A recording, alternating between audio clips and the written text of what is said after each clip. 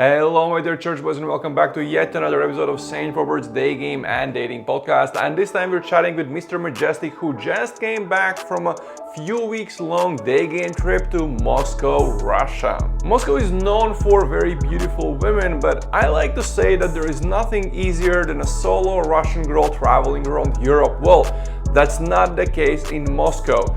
Moscow is known for having a lot of very wealthy dudes throwing their money at women, and it's a place where women have a lot of options for the guys they could go out with. The same for guys, of course, so they're not easy. Moscow is known to be a very hard day game city. But back when he was alive, I asked about this Tom Torero because, well, everyone used to say that Russia is very hard for day game. And I asked him, well, what do you think is the case? Is day game really that hard there, or is it simply because the average day gamer's game is terrible? And he just smiled and said, no, it's obviously because the average day gamer's game is terrible. And if you do the right things in Moscow or any other place in Russia, day game still works very, very good, which is what you will learn in this podcast episode as well. MrMajestic is an Indian day gamer living in the Middle East. He had a very slow start in day game. I remember he was the guy in a group chat who's asking really dumb questions, and when people answered his questions, gave very good advice, he would ask the same questions a few weeks later again, and this would happen over and over again. He used to ask a lot of red pill stuff and all of this nonsense, and there was a point where I was ready to ban him from the chat, but then one day I sent him a message kind of telling what I think he should do and then some things he should consider, and like he changed. He changed his attitude towards women, he changed his attitude towards himself, he changed his style, and he started taking day game much more seriously. We did a lot of coaching calls, I think around 10 coaching calls, during which I saw him slowly become better and better, and now he's a very, very good day gamer. He's day gaming in world's capital of sugar babies. He's also traveled to a few other places. He has been to Russia several times. He has day gamed in a few places in Asia, in Thailand, Vietnam, and I think a few other places. So he's definitely a very good and very experienced day gamer by now. He's also one of the advanced members in our private community, so if you wanna ask him any questions about day game in Moscow or other places in Russia, day gaming as a brown guy, or any other questions, or maybe you wanna hear his or mine infills, then you can join our private community by clicking the link in description. But before we get into this interview, a few updates about the coaching spots. With a few exceptions, I normally don't announce coaching spots in specific cities unless I'm planning to go there, because I don't run group bootcamps or do anything like that. When I coach someone, I always hop on a call with them because I like to get to know my students, to understand their personality and what's the best way I can help them. They probably have a few questions about me, how coaching usually works, etc., to understand whether this is the best idea. And one thing we do on a call is, after we kind of get to know each other, I have a better understanding of what city would work best for that student, and then we just kind of think, okay, where could we do this? What could be the best option? Some guys need easier cities, others will do fine in harder cities. Some guys like, tall blonde girls, others like girls from Southern Europe. All of that being said, I will be in Europe most of the summer until late October. So if you want to learn day game with me in Europe, simply sign up for that call by clicking the link in the description. We'll chat about everything and then we'll see what city is a better option for you. But there are a few places I am considering going to. First, I might be in New York City mid-July. Normally, I'm going to US only in the autumn or in the spring on my way to Latin America, but this year it's different. So this year, if I am going to the US, it's gonna be mid-July to New York City. Next, late October, I'm going to Buenos Aires for a week to coach a student. I'll have 2 coaching spots there. One of those is already booked. And then after that, I'm thinking about spending a month in Rio in Brazil. So if you want to learn day game with me in any of those locations, or well, anywhere else, then check out the link in the description where you will find out everything about how coaching usually works, and you can sign up for a call so we can get to know each other. You can understand whether this is a good idea for you, and we'll find the best destination for you. But if you are already going out and you're doing pretty okay, you're getting numbers, but you want more of those numbers to convert to dates, then check out my free texting guide on daygamecourses.com. And if you are going on some dates but want to understand what to do so more of those dates would end in your bedroom, you can also check out my free dating guide also on daygamecourses.com. I do have to apologize for one thing though. When editing this audio, I realized that I had made one mistake when setting up my microphone, and because of that, my audio in the recording is blown out, which means it sounds a little bit rough and scratchy. It might be a little painful to your ears, but if you can overlook that, this will be a great conversation to listen to. You'll be enjoying this if you're thinking about going to Moscow for Daygame, or you just want to know how Daygame is there, or maybe you are a beginner or intermediate level Daygamer and you really want to understand, hey, how do I transition from being at an intermediate level to more advanced level, which is part of the conversation we're having here. Anyways, finally, let's jump into this conversation. MrMajestic, why did you go to Moscow? It's known for a lot of things. Some of those are good, some of those are pretty bad. So, what was your reasoning there? Well, I've been to Russia twice, and I've noticed that I do pretty well over there. Like I get like fairly good reactions.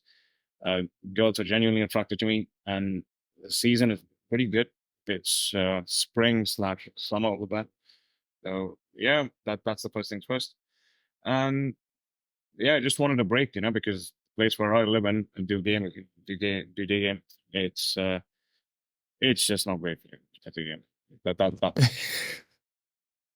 Well, you're still doing good in that place. You have a shitload of ways there, and we've done a bunch of podcasts before where we talk about all of those things, and where we talk about the place where you are daygaming.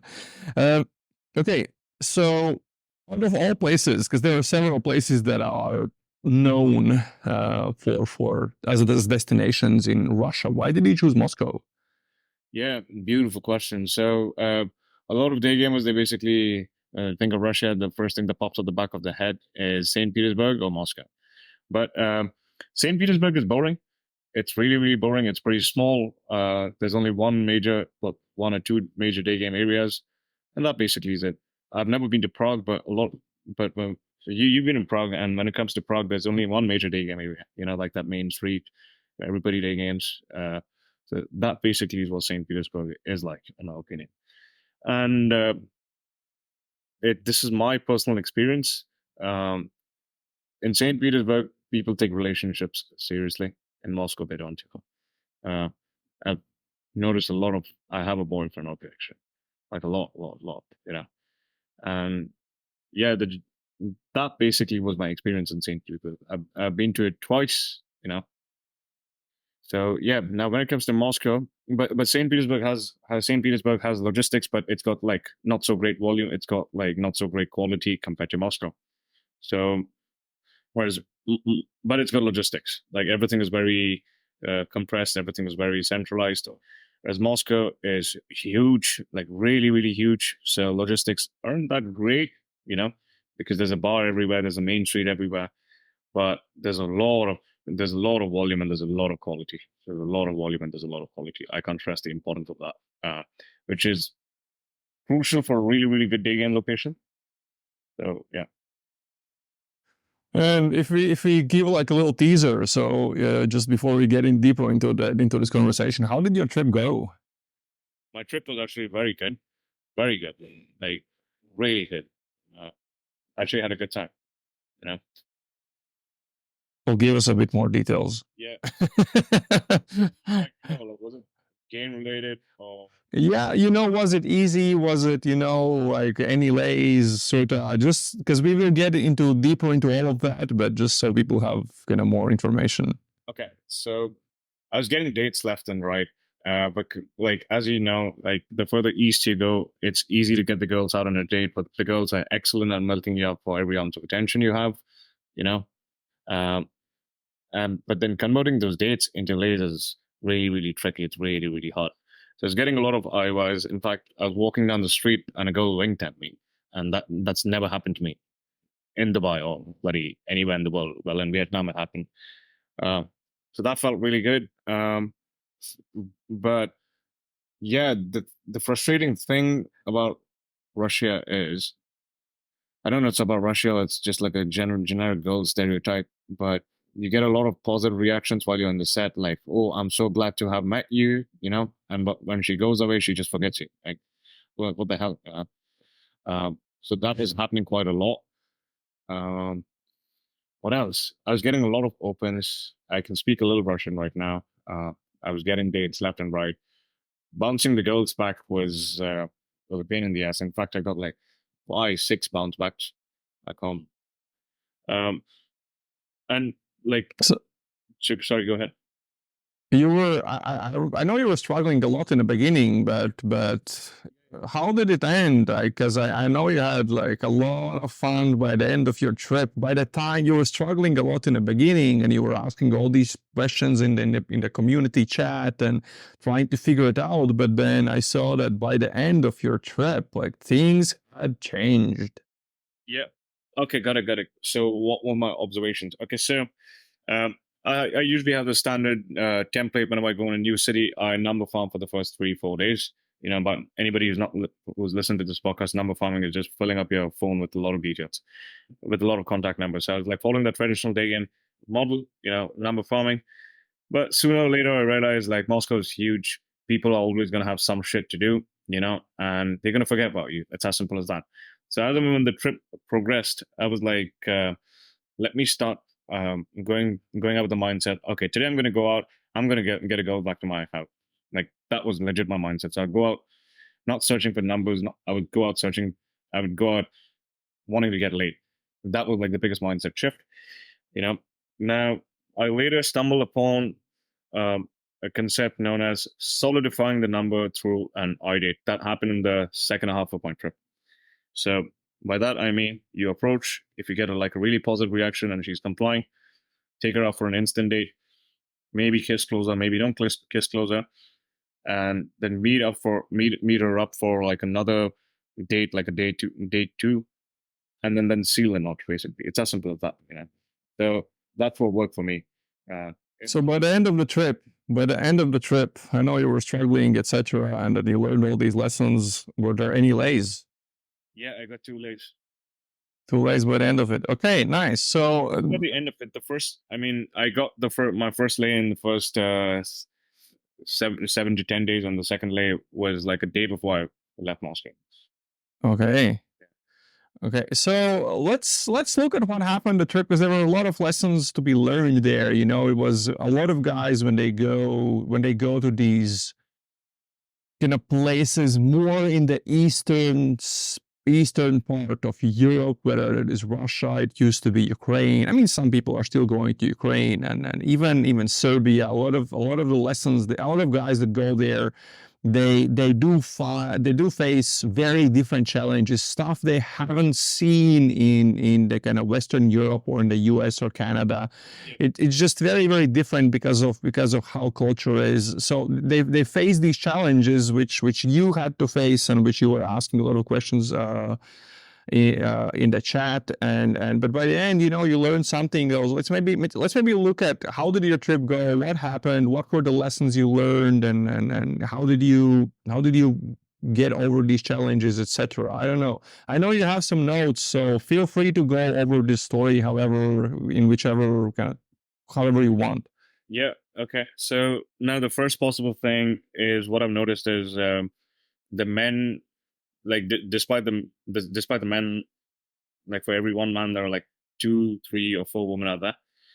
The men tend to be like a bit too nice guys, if that makes perfect sense. So whatever stereotype that you hear about, like let's say Russian men being like, let's say, alpha, blah blah blah, it's just a stereotype. You see them walking down the street with flowers, holding their hands. Some of the stories that I heard is like, it's absolutely crazy. They, if they want to go and, let's say, shag a girl or something like that, one of them was like, they would just have this mindset like, okay, if I pay, she's probably going to shag me. So the men tend to either be way too chody, or they either tend to be very, very disrespectful.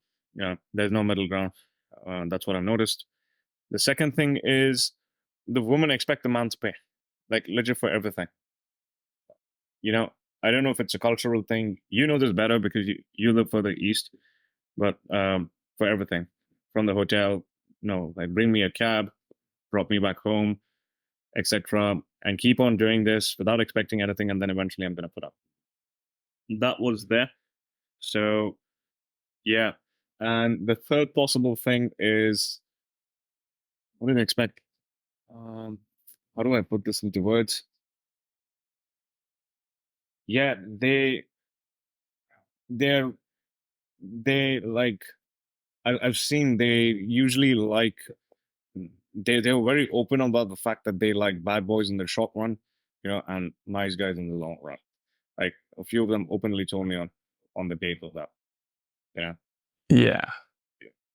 like that's legit what I've seen. And whenever I was going out on dates, I don't know, you tell me about this, but when you play the questions game and the girl will ask you a question, no, when you ask the girl the question, what do you like, bad boys or nice boys? And she goes like, I like nice guys. And then you go like, okay, what do you think I am? And she's probably gonna, she says you're a nice guy. Is that a good thing? Is that a bad thing? I don't know. What do you think about all? What's your experience on? Well, I don't think it matters what she responds to that question. She's on a date. She knows what's up. She's not gonna tell you like, yeah, and some will tell you, oh, I think you're a bad boy. Some won't, like, but it doesn't matter what she responds there, really. Like, who cares? She has to, maybe a lot of women will think that I have to respond this. I can't say, oh, you're a bad boy. Like, it's too overtly sexual. It's like saying, hey, I want you to fuck me. And in some places that is completely fine, but in some more traditional cultures, that's not even traditional. Like, that's like normal. Kind of average, not normal. Normal is a strong word, but even in like some cultures that are kind of in between, they're kind of promiscuous and traditional. Like even in those places, like they will be frowned upon if they say, "Oh, you're a bad boy," fuck me, like whatever nonsense whatever terms you wanna use there. Like they're just gonna be frowned upon, so they can't overtly say that. Whereas you do that with some other girl in some other locations, and they will say that pretty openly. Like, kind of life in America is pretty fun, It's just, they're pretty direct about what they want. You don't have to hide, between nice words and flowers. Yeah, yeah. And one more thing I found was, two more things. You're gonna face a lot of flakes. In Russia, you're gonna face a shitload of flakes. Yeah, like a lot. I've never faced so many flakes in my entire life. So the good thing, I saw this proactively beforehand, so I would like be triple stacking my dates. And there was a day where all my 3 dates basically flaked. So that was not a good feeling. You're gonna face a shitload of flakes. The second thing is, when they come on dates, they're not on time. They are just not on time. Like it's 20 minutes late, 30 minutes late. So yeah, that's a thing that a lot of guys are kind of pissed about that. They're angry about that. Oh, Latinas, they're always late. Brazilians always flake. Argentines always flake. Like it's sort of they. And this is not about you. I'm just saying you have more experience. You understand that things are not always, first of all, what they seem, but more importantly, different places, different locations around the world, and the culture is different. So setting a date in some places means penciling it in your calendar. It doesn't mean it's set and then you keep texting, and then a few hours before the date you kind of figure out the location where you're gonna meet and things like that. And then it's sort of on, but it's 100% on when she leaves the apartment. And guys sometimes get pissed about that, or they don't know how to adapt to that. So yeah, and being late, it's just it's good to tell guys, hey, they're late, but it's important to understand that it doesn't mean guys have to be bitter about it. It's just the culture is different. It's normal to be late. Don't expect people to be on time. Like, they're not anal about it, and that is totally okay. Don't get angry about it. Also, you're gonna totally lose everything there is to lose on a date, because a guy will arrive and he'll be pissed that she was late, and he will be like frame controlling and not, and all the nonsense. Anyways, yeah, back to you. Yep.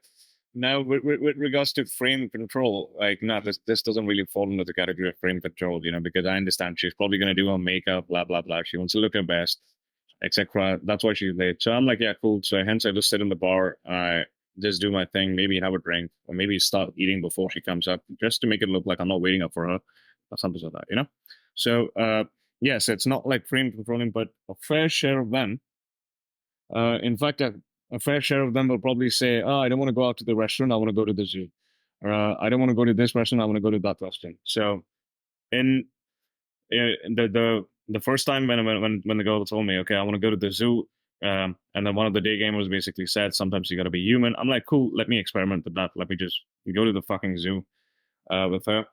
It was absolutely boring, but I'm like, cool. Sometimes she just needs a little bit more rapport. Sometimes she just needs to establish more human connection before she wants to like get laid. Cool, I understand that. But yeah, but then later down the line, uh, after the zoo, we went to the bar, and we had a drink, and then she called the cab and she's like, "Can I get some change for the cab?"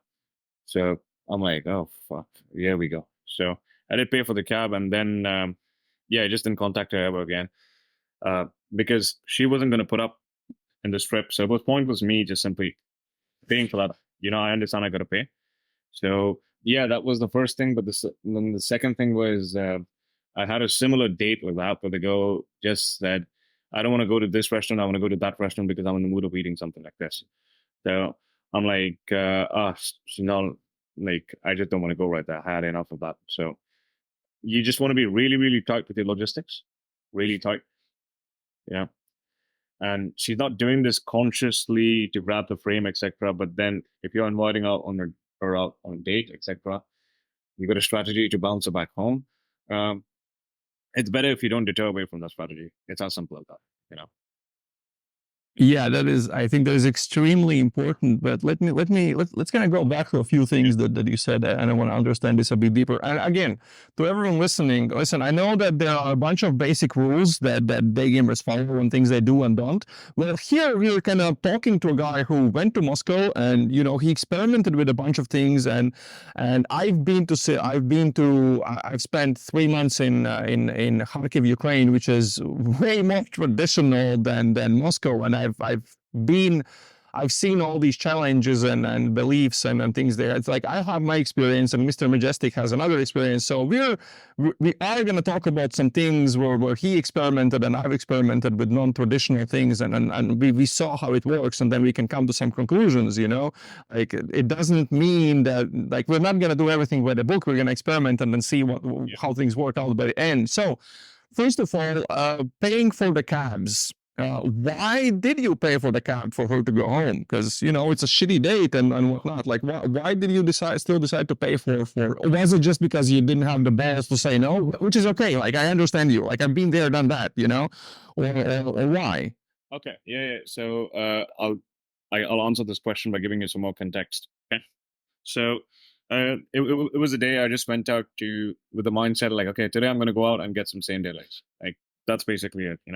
So the second girl I bumped into, right? You just come to know when someone is like really, really on and she's into you. Like she allows you to touch her on the set. She stands close to you. All that non-verbals, etc. is well on point. So me and her basically went out to go and have like a bit of a smoke. Okay. And then from there, I bounced it to a bar. From there, in the bar, we were just talking, and yeah, one thing led to another. I kissed her, and she was pretty recipient. She was pretty receptive. Then from there, we went back to mine. I mean, this was just on the first time when we met. At mine, basically, we kissed again. So I was like, something's on. So I was like, okay, now I got the kiss. She's already attracted to me. And um, I was like, I can chill out a little bit. I can be a bit more human, if that makes perfect sense. So we arranged for like another date, but she's like, I want to go to the zoo. So in hindsight, I should have told her I'm not in the mood for the zoo. I want to have a few drinks. So if you'd like to meet for drinks, let me know. If not, maybe some other time. But I didn't, because I was tempted. I was greedy. I was thinking that maybe if I put up, I'll probably get the lay or something like that. So I went. Yeah. So with regards to that, on the first date, when I did bounce her back to the bar, Sheila, I gotta leave. I gotta go back home early. You know, there's a metro, but I was hoping that I'd get a same day later. So I was like, nah, don't worry, I'll call your cab back home. Stay till 10 p.m. instead of 8 p.m. So she's like, okay, you know. So she probably got used to the fact that I paid up for a cab on the first date, which probably which probably built up to her expectations from me on the second date when she said I'm gonna go to the zoo. And I did go to the zoo because I wanted to be a bit more human and establish more fucking connection, etc. So that I do get late. But in hindsight, I was being put into the boyfriend box, you know. You don't say. Oh my God. Oh my God. So when I was self-reflecting on like, it's my bad. It's not about me not having the balls or something like that. Like I've done worse shit. But yeah, it was like, I fucked up, you know. It's as simple as that. So, yeah. Okay, well, I'm gonna ask you a question as, you know, someone who has this annoying habit of you know, that someone builds as a coach of trying to understand, did they learn the lesson? So what's your takeaway from this? I should not give mixed signals. It's as simple as that. Even simpler. Yeah, it is like, yeah, you shouldn't give mixed signals, but even simpler way to look at it is when you go out, when you agree to go for a date on a zoo, like, yeah, it just, no, it's not awkward. It creates this situation where you, like, drinks mean, you know, there are different things you can do on dates, and it's actually really cool to experiment with this. There's nothing wrong with going with like, hey, I'm gonna do a date at a zoo date. I'm gonna go for a walk on a date, which, by the way, is very common thing to do on a date in these places. Just go for a walk during the date, and then maybe go somewhere else after that. It's very common, but so there are different things you can do on a date. You can go on a walk, you can go to a zoo, you can go to a restaurant, you can go to a fancy restaurant, you can go to fucking Mykonos, and then you can go for drinks. And if you put all of these things on like a spectrum, then at the one end of the spectrum, there is going to be drinks, which is going to be, hey, this is a date, and this is not, you know, kind of a boring date where we're going to go on 7 dates. It's you know, it's a bit more, you know, it's a bit more cheeky. It's drinks. It's a bar. And then another end of the spectrum, you have kind of really kind of boring things, the really boyfriendy things, and then you kind of, depending on which option for the date you choose, it kind of sets your starting point for where this communication, where this connection is gonna go. And if you go for drinks, then it's pretty clear, like 90% of the cases, in 90% of the cases, go understand, like, this is probably something a bit more fun. Doesn't mean you can't turn this into a relationship, but it's more straight to the point. Whereas if you go to like a boring dinner, then that's, oh, this is nice, like he's taking me for dinner, proper boyfriend material. And here, you know, 70-80% of the cases, a girl is gonna think, oh, this is, you know, what the percentage was, you know, I pulled it out of my ass, so don't take it seriously. And that kind of sets you, it starts the date with, hey, this probably, you know, has many options where this could go, and we will go on many dates, and he's a nice guy, blah, blah, blah. So I think this is where, again, it's super cool to experiment, and I'm experimenting, and I've experimented with a lot of shit, and there are guys who are doing dinner dates, and they're doing very good on those dinner dates. There's absolutely nothing wrong with that if they're doing it the right way. But this is where the old school stupid day game rules come in, where, you know, only do drinks and only do that and always choose the place. These rules, like, these rules oftentimes have the reasoning, or they come from experience of, oh shit, if I do like zoo dates, then, well, turns out like it oftentimes ends with nothing. And if we really want to do like something that will probably lead to a then, oh, I should go for drinks. And if she offers a zoo, you should say no. And there is a reason behind all these rules. And it's cool to have the discussion where you kind of experimented with the zoo date, and then you were like, oh shit, you know, I went on a zoo date and turns out, you know, she expected me to pay for shit, and I was sending mixed signals. So it's very important to show these different experiences so that other guys see, this is why these weird, stupid rules exist, you know? Um, so another thing I wanted to understand, well, what was the reasoning? And again, I don't think there's anything wrong with doing dinner dates if done right and in the right location. Why did you choose to go for dinner dates with these girls? No, not dinner dates. It was just like so. Before this, by the way, I was going out on a date with an Italian girl, and she was attracted. I knew that because she let me kiss her on her neck in the bar. I was like touching her leg. There was zero objection. Uh, so, I mean, we met for we met for um, date one, and then we met on date two. It was just her having a few drinks and having a snack. Okay, I take her out to the bar. The bar obviously gives snacks, so you're not gonna go like, hey, just order the drinks, don't order snacks because I'm not gonna pay for the snack. Yeah, obviously. Yeah, that's kind of non-pick-up-y advice. I don't really agree with that. She orders snacks, chill out. And if you are in a place and a man is expected to pay for a date, well, just pay for the fucking snacks. Like, don't be a cheapskate. Yeah, like that's weird. I did that once. Yeah. I remember a bit like, how did it feel? I felt really weird, but I felt good that I at least said it out loud. But that was in Dubai. But sorry, yeah, I just had the place for it. Yeah, Dubai, I think it's a different. It's in Moscow. I guess you have to pay attention to these things, but in Dubai, you have to pay probably 10 times more attention to these things because of how sugary the place is, and yeah. So I did that for with this Italian girl basically. We had like 2 dates. There was one date, and then we had the second date on another day. Okay, and then I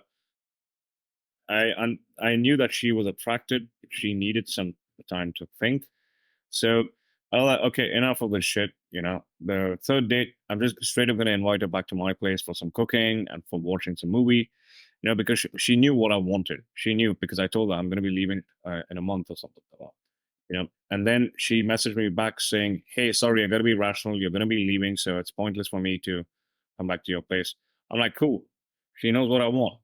She decided she doesn't want to do it. And I did my part on putting all my cards on the table for the third date. So now with this other girl who took me to the fucking zoo, I was like, let me experiment. Let me just let my guards down a little bit. But I realized, nope. So it's a learning story. And yeah, that basically was it. And the first lay that I got was, she flaked on me 30 minutes before the date, because in hindsight, she told me she was signing a divorce papers on that day, and she rescheduled same day the next week. So that she came and met me a week after.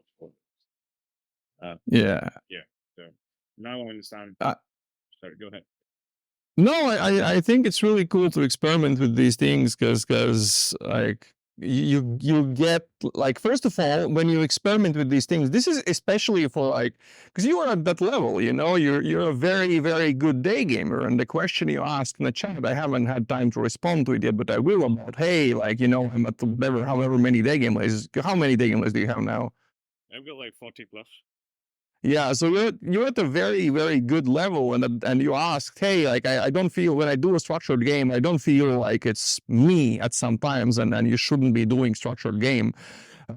No, you should, but there comes a point where you have to start experimenting with a lot of shit, and where you have to move away from the structure. And the way this usually happens is guys start to try out all different types of shit, like zoo dates and whatever, even dinners and all types of whatever. Yeah, like things that other day gamers say you should never, well, not other day gamers, but the general day game advice, even quality, good advice says you shouldn't do that. Well, around 30 lays is where guys, I think, should start really, really experimenting with this shit and doing a lot of weird shit. Whatever they think, hey, I'm going to try this, I'm going to try that, because what happens is, number one, you find things that work for you that don't work for other people. You find something that's very specific for you. Like, all of these pools that I've done with, hey, let's go to my place, I'm going to tie you up. Like, completely stupid for, I don't know, almost all day gamers, but it works for me. And that's one thing, you discover something that works for you, some weird stuff. Like I know guys who do dinner dates, and they work perfectly fine for these guys. They don't get any kind of problems with chicks wanting money from them or anything else. And then but the other thing that happens is you tried it, you found out it didn't work, and now you understand the reasoning. Oh, this is where the rule comes from. And when guys start experimenting with all these things, this is when they become from very good to crazy level. Like this is where guys, this is where miracles start to happen. Like shit that shouldn't happen. Like just unbelievable stories come out from these experiences because they just really discover who they are as I don't know, not day gamers, but like as I don't know. Let's use the word day gamers, whatever.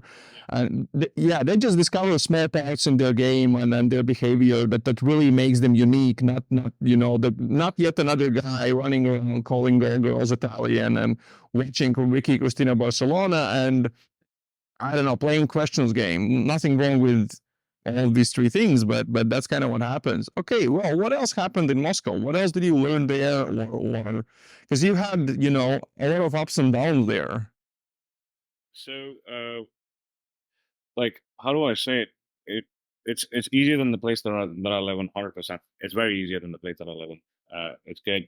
Now that I go back, I know I can do way more serious damage because it takes on average like 10 to 14 days for the person to figure out how things work if he's doing game full time. Like by full time, I mean he's gaming from afternoon till evening, and then evening is doing dates.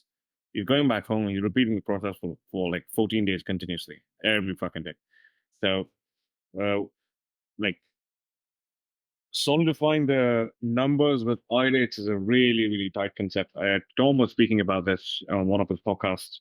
If you got to solidify the number with like a nice coffee, and if the goal gives you like a really good reaction, fuck it, go do it. That's what really, really worked for me. And was it something that specifically worked for you in Moscow? It specifically worked for me in Moscow as well. Okay, yeah, okay, that's interesting. How did you discover that? Like, was it just like a bunch of iDates and then you saw those responded and the others didn't? So, like, I would take a girl out for an iDate, and then I would escalate and subtle manners because obviously girls speak in gray areas. They don't really speak directly. They speak in like sub communication, body language, hints, blah blah blah, all of that. So while I'm talking, I'm like, I just lean forward. I'm like, you might want to pull your t-shirt up, just distracting me, just so that I lay my intent across, or stuff like that. Or I go like, looking at her tits, basically, while I'm talking to her. Sorry, I forgot what you were saying. Stuff like that. And if you take that positively during the iDate, I'm like, oh yeah, there's something going on, and then I continue the iDate. And most likely 9 times out of 10, if she takes it positively, the vibe is pretty good. We are gelling, we are connecting, etc. But I did go for like 2 or 3 iDates, and it got over in something like 30 minutes, as simple as that, where she was just not putting up.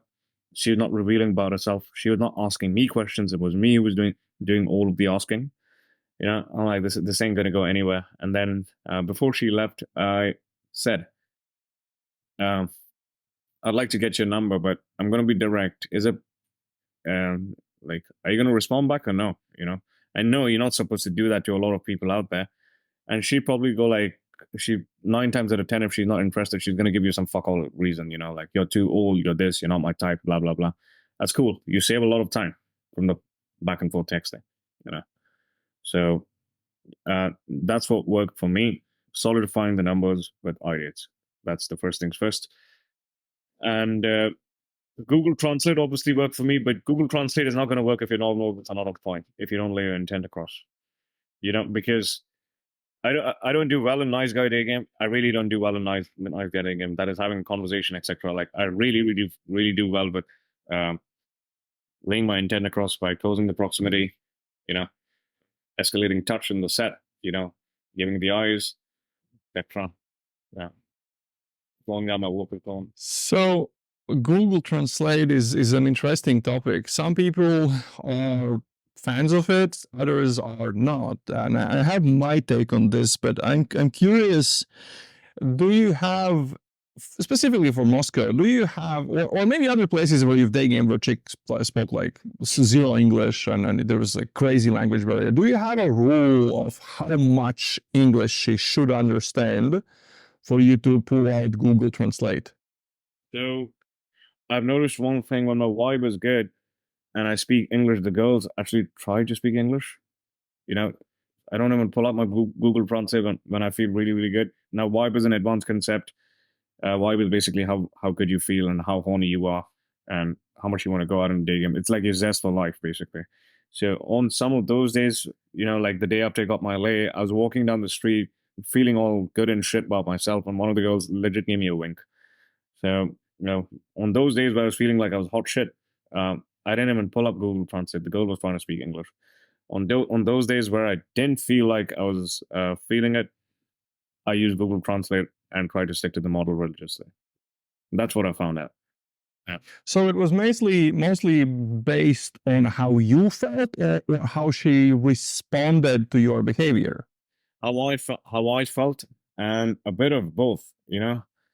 Um, I don't know if you've come across this standard day game advice says, you should lay your intent across, but then you should lay your intent across in response to how she's responding. So let's probably say if I stop her, I tell her she looks nice, and she says, oh, okay, bye, I gotta go. 9 times out of 10 for an advanced guy, she's just not interested because your stop is still strong and she doesn't give a fuck, But if she smiles, but she says, I don't speak English, etc., which in Russian would be "Я не русский, англичан," whatever, I'm like, but she smiled, she's still there, You gotta help her out by removing Google Translate and speaking English. Using English to translate that into Russian, because she's staying over there. She's removing time from her schedule to stick around and talk to you. She's smiling. She's letting you come close to her. How obvious is that, So I basically calibrate my responses with regards to how I feel in response to how she feels as well, But as a generic stereotype, on those days when I felt good, I didn't use Google Translate that much. On those days when I didn't feel good, I used Google Translate like a lot. Okay. Yeah. Yeah, so the way because this is a situation I see a lot with my students where maybe we're doing it somewhere in Europe where the girl, happens, like in Latvia, for example, the level of English is very, very high. Students, when they come here, they're really surprised about that. And but when they do meet they sometimes meet a girl that doesn't speak English, or maybe we're in another place in Europe, or maybe we're in Latin America, which is very common there, where you meet a girl, 50% of girls in Argentina, Buenos Aires, for example, like you're not going to be able to run your set in English, and some percentage of them will speak pretty decent English, and then there's going to be a percentage that's sort of in between, but 50% is going to be zero English in the most touristic places in Buenos Aires. So the way I tell my students to solve this, or when to use or when not to use Google Translate, is basically if she is in the set, she's staying and she speaks at least some English, but then you want to go into deeper conversation and she doesn't understand it, that's when I tell the students, yeah, you can pull out your Google Translate in that moment. But Whereas if they stop the girl and she speaks no English, she doesn't understand what's up, and then they pull out the Google Translate and they try to do like the whole spiel totally in Google Translate, but when the girl didn't even understand what's up before they open, like that will not go anywhere. So you need either already some level of English, or you need a certain level of attraction. So in these Google Translate sets, did any of the sets where she didn't speak almost any English and the whole set was in Google Translate, did any of them end in dates? Nope. Yeah. Okay, but numbers, they ended in numbers, yeah? Yeah, it did end in number. Yeah, one of them ended in a date, basically. One of them ended in a date. This girl was really, really attractive. Really attractive. Yeah. So she comes out on a date. So, 1 to 10, how good is her English? 10 being really good, 1 being not a single word. Shit, 5. Oh, no, she can have like my name is Alyona, I live in Moscow, and I grew up in this city, and I work in an IT company, or worse. Just my name is Alona, that's basically it. Oh no, that's not she could understand you or no? Yeah, she could understand me, but every now and then, every 2 messages, I had to use Google Translate. But that's when you're talking in person, right? Already on a date, yeah. Yeah. Yeah. Okay. No. Yeah. That. I basically got 2 girls out. One of them just spoke zero English. She was a MILF. Yeah, I remember. Yeah, 2 of them out. 2 of them out. Yeah. Okay. Um. Did any of those end in LA, or was like a one day to nowhere? And No. So none of them. I mean, I tried to bounce both of them back home. One of them came over, and then she never messaged me after. okay, no, so that's actually pretty decent for a Google Translate date. I've done these in Latin America, where when I was starting to learn Spanish, and my Spanish was shit, and the girl could barely understand any English, and then we did these dates where like I speak a bit of Spanish and English. She speaks a bit of Spanish, a lot of like Spanish and tiny bit of English, and it still works, but it's definitely not as effective as yeah. No, because I was just kind of curious to understand how you were doing. Okay, well, One observation that I want to bring up, by the way, because I've just like completely given up the date model, and I've followed this thing like push pull, push pull, push pull, like and the push pulls progressively become harder and harder and harder. So it's like let's probably say I go like, the dress looks nice. Later in the date, I might go like, oh, hey, can you just cover your top, because your breasts are like really distracting. So that's like a harder pull. I do a lot of push pulls basically. And then my personality is like I crack a lot of perverted jokes. Like I'm a bit of a pervert, so like I found that being myself, being perverted on dates has worked like really, really well. I have no clue why. So you're just putting your personality across, and girls can sniff out whether you're being yourself or whether you're not being yourself in an instant. They are far more. They're value hounds. They can sniff out things way more efficiently. So yeah, So there was a situation where I was telling her, like about my race, basically, like I'm half African. I was just telling her a story, like a joke, and then I was telling her in English, but she could not understand, and she's like, "But you don't look African." And then I told her, again, I'm not being racist to any African out there. This is just a joke. But I was like, I'm African below the waist, So that's what I mean by half African. So I wrote that in, she didn't understand, but then I told her in Google Translate, and when she read it, she just smiled and blushed. I'm like, that feels fucking good, So I found that really, really worked. And then being a bit of a narcissist, like um how, like what, like I hold the girl's hand, and instead of kissing the girl's hand, I turn it around and I kiss my own hand. You know, that's what really worked. Then second thing was saying like how beautiful I look. Like when I wake up in the morning, I look at myself in the mirror, I go like, wow, you're so handsome. So all of that worked. Like all that philosophy, being a pervert, like just being funny but not being overly funny that you become a clown. But yeah, yeah. On overusing each joke 3 times, which is what guys do when they find a joke that works. They keep using the joke for like 3 more times in a set. Well, yeah, but this is first of all, to anyone listening, like they should not be copying these behaviors of turning the hand around and kissing your own hand and doing pervy jokes on a date. That's the whole thing of discovering your own game. After you reach a certain level, you start experimenting with these things, and the more you can start showing who you really are in a natural way, when you're so confident about it that it just comes off as it's just natural to you, and then it just starts working really, really good. Like when daygamers start daygaming, they're not showing these things, or they are maybe being uncalibrated with these things. But when you become really good, you just learn how to do these things in a very calibrated and a nice way, and then you get these really good reactions. And that's why you can do these pervy jokes, and that's why I can pull for bondage and shit like that. You just discover things that work for you. What else do you wanna teach us about Moscow, or your lessons from there? yeah, so like one tip that's really, really worked for me is asking girls to teach you bad words. So that really worked for me. You speak Russian. You must understand what does Siska mean. You understand what Siska, yeah? Yeah, like tit. Yeah, tits or Siska or pista or whatever, you know. Yeah, yeah, that's pussy. Yeah.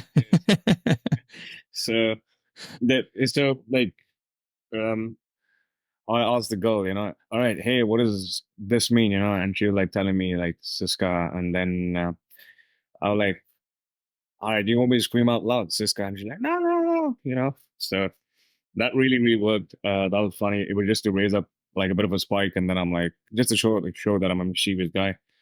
The second thing was I was just basically being a pervert on dates. Like, so when I wanted to charge my laptop, basically, when I wanted to charge my phone, I couldn't use my normal plug because the plug in Dubai is very different. So I had to use like 3 plugs attached to one another, and then I had to put it inside the wall. So I clicked a photo of it. I'm like, this is what a threesome looks like. And then I was like, hey, on dates, I'm like, hey, do you want to see what a threesome looks like? You know, and she like, no. I'm like, anyways, I'm still gonna show you. And then I showed her, and yeah, just basically being a pervert and a creative. Yeah, it's not even being pervy. It's just a pervy joke. It's just a sexual joke. I think that's cool. I don't even think that's pervy. Yeah, that basically is it. But yeah, just being myself really helped this thing. Yeah, that's what I. So if you look back at this trip to Moscow, uh, analyzing everything that you've done there, analyzing everything that you saw, what are your biggest lessons? Sort of like, okay, now I know this, and in the future, this is what I will do. This is what I will change in my game. This is what I will do in my future dates and whatnot. Okay, yeah. So first of all, if you're going to Russia, keep your beard. You know, like keep like a nice 5 or 10 day scarf. You know, like a stubble. Girls have told me that they like beards. You're not gonna. I hope we don't see people walking around in Tverskaya or Red Square with leather jackets and a beard. You know, but that do that. Now we will. Calling girls French, you know. But yeah, that's the first thing. Second is have your logistics. I can't stress the importance of you having your logistics. Please, this is so fucking important. It's the basics, guys, but that's gonna kill you. That's gonna break you. I mean, I got fucked over on one of the dates by not having my logistics right. By going after the girls' logistics. Please don't do that. The third possible thing is do a lot of volume in the first 4 days, you know, but lay your intent across. And this is only to an advanced guy. To a beginner guy or to an intermediate, please don't go to Moscow. Yeah, you're gonna get your ass handed to you. Yeah, we had this guy in the community, one of the members of the private community. He wanted to go to Moscow, and we just everyone told him, dude, like, no, don't do it. You're gonna get your ass handed to you. I hope he changed his mind. But if you think that you're gonna go to Moscow, thinking that you're gonna find a wife, you're gonna find a nice girl who cooks for you, cleans for you, you know, hey, like you need to understand as a stereotype, if you go in the West, you know. She's gonna have her own pros, her own cons. In Moscow, you go, the girls are gonna see her the ATM machine. I'm just saying after the culture, yeah. So you're gonna get your ass handed to you. You're just saying, please don't go to Moscow. What else? The sixth thing is you don't need to do front stops. I mean, I don't do front stops that much. Did I do front stops in Moscow? Yes. You don't need to do it that much. Indoors work better for me rather than outdoors. I was doing a lot of my game in indoors. I was doing it on the tourist streets. Yeah, that there's nothing different. And also, like, if she's not going as per your agenda, like, feel free to cut her out. I mean, this is basic day game rule. This doesn't only apply to quote unquote Russian girls that we lose their shit, you know, for Russian girls. Yeah. A lot of people. Yeah. Find fucking podcasts on Russian and Ukrainians. Like, calm your tits. If she does not as per your agenda, you can just say no. That's it. It's not a Russian or Ukrainian girl. But Robert, I want to ask you one particular question. What was that? Wait, fuck, I forgot. All right, next. Yeah. Or if it comes back, just to ask it. Go there for 3.5 weeks or a month. Please don't go to Moscow for 10 days. Oh yeah, this is what we talked about this with you over chat. It's like, hey, how long are you there for? He's like, no, I'm there for like 3 weeks. Okay, dude, that's good because it's just not a good idea to go on these like short day game trips are cool, but you're not on a day game trip. You're just traveling and then day gaming on a side. It's not a proper, like, you can't expect to get results if you're somewhere for a week, unless you're going to some, like, one of those stupid easy places that I don't want to mention in the podcast because everyone knows them anyways. By the way, I'm sorry, the question came on the back of my head. I was on like right now. I feel older, not older. I feel a bit more comfortable with myself, so I know what the type of girl that I want. So when the girl asks you, what do you like about me and what you don't like about me, a lot of guys, they say, oh, you don't have any flaws, like, so I've never experimented with that, but do you say, I don't like this about you? Like, do you say, have you tried? I don't think a girl has ever asked me what I don't like about her. Yeah, but if she were to ask you, what you don't like about me, would you say that up front? Because my theory is that a lot of guys don't really say that, but if you say her, you're probably going to make her feel a bit conscious and you're going to separate yourself from the rest of the herd. Obviously, this is a powerful technique. Don't abuse it, but this sets you off apart from someone else. I would not answer that question seriously. I would agree and amplify. I would just joke like, oh, your nose is so big. Oh my God, I can't even see your eyes. Well, I wouldn't say that, but there's something like that, something simple, like just some stupid joke. It's just some joke. Or I would use it as an opportunity to go into one of my really nice stories, like one step at a time theory, or one of these. Probably it would be a good opportunity to use one step at a time theory. I think that would be a perfect opportunity for that, where she asks you this question, and if anyone doesn't know what one step at a time theory is, it's this super cool story that makes a girl comfortable come home with me. It's the story that paints me as the guy that she can go comfortably home with, and doesn't mean anything will happen, and makes her feel kind of safer with me. It's a really cool story. I love it. I've been using it for many years, and I would use this as an opportunity to say something like that. Yeah, to go into one of my stories, and maybe plant some ideas, and well, how storytelling works. It's sort of similar like copywriting in sales. You're just telling something in the beginning of a landing page to set up something for the end of the landing page, for the pitch, for the close. So I would do the same on date. Yeah. But because there was a girl who was asking me like, what do you think about me? And then I felt like telling her, well, I mean, you got nice hair, blah blah blah. I mean, just qualifying her. But then I also wanted to make it like a bit of a shit sandwich, like, but you're a bit entitled, but then add in something good after that, so that you, yeah, like a push and a pull, yeah, basically. That's what I was thinking at the back of my head. Like, you're a bit entitled, but then it's good because you've actually worked pretty hard for it, but you're still entitled. Yeah, something like that. Yeah, this is the way I've definitely done things like that, but with my beautiful stories. But the way I do this is I don't make it about her being entitled. I make it about no. I'm talking about I'm usually talking about the people in that country, the girls in that country. I used to do this in Serbia, where I would say something like, and shit, well, I did it years ago. I don't remember it anymore, but the idea was something along the lines of how everyone is, how girls in Serbia are so confident about the looks, but I've been here for a while, and I don't care about that. I'm used to it, so I like to kind of see, okay, yeah, everyone's beautiful, but I like to understand what more these people have going for them, and what else they have going on in their lives, or is their biggest thing that they're beautiful and that's it, because that's everyone's beautiful. Yeah. I was doing that unconsciously on dates where the girl was obviously like from Dubai, and I was like, yeah, there are too many Russian girls in Dubai, by the way, And then I was showing her just some of my watch collection, not bragging or something like that. And one of her watches had a Casio F91W. Okay.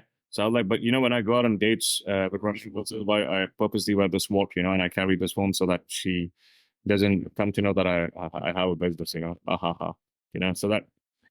Yeah, and especially if she sees your Cartier watch, because you have a nice Cartier, but the Casio you're talking about, that's a watch that costs like $10. Yeah. So it's kind of cool.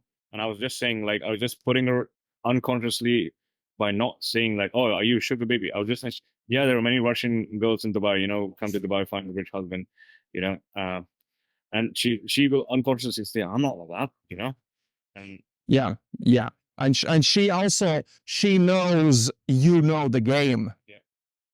yeah, Yeah, that's a very good thing to do. yeah, that's Nice. really for me. So use that, guys. Yeah. So, any other big lessons, or shall we wrap up? No, I mean, this is basically it. I hope I delivered some practical pointers for everyone out there. No, this was super cool. So, guys, if anyone has questions about Daygame in Moscow or other parts of kind of the Eastern Europe, then feel free to ask them in our private community. MrMajestic is one of the advanced guys, helping guys there and giving advice. And you can actually hear some of his infields there and some of mine infields there as well. So if you have any questions about that, you'll find all the information about the private community in the link in description. MrMajestic, thank you a lot for doing this. And well, let's do this again after another trip. Oh, wait, are you going to Belarus? No, I'm not going to be going to Belarus.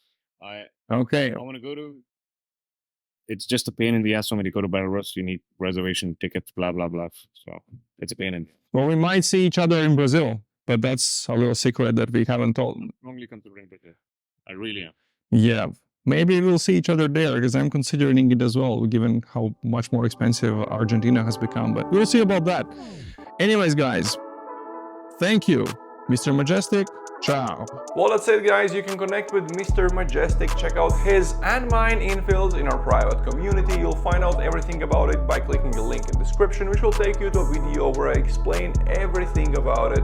And don't forget to check out my free texting and dating guides on daygamecourses.com. That's it for this time. Ciao, guys.